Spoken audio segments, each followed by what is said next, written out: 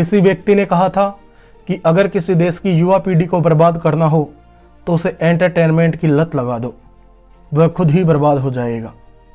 हमारे देश के अधिकतर युवाओं के साथ में यही तो हो रहा है कि अब एंटरटेनमेंट लेने के लिए कुछ मेहनत नहीं करनी पड़ती, बस फ़ोन उठाना पड़ता है।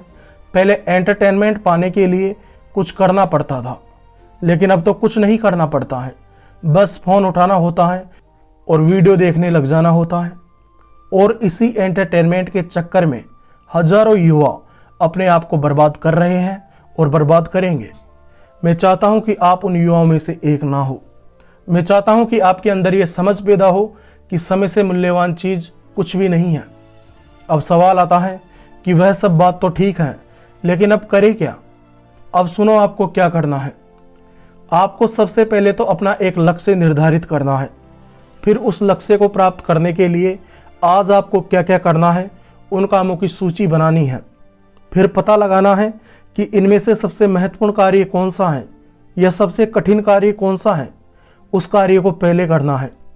आपको किसी कार्य को करने के लिए अपने आप को एक फिक्स टाइम देना होगा ताकि आप उस काम को जल्दी कर सकें। आपने कई बार महसूस किया होगा, कई बार यह बात देखी होगी कि यदि आपको किसी काम को करने के लिए 5 दिन दिए जाते हैं तो आप उस काम को 5 दिनों में करते हो, और किसी काम को करने के लिए यदि आपको 1 दिन दिया जाता है तो आप उस काम को 1 दिन में भी पूरा कर लेते हो।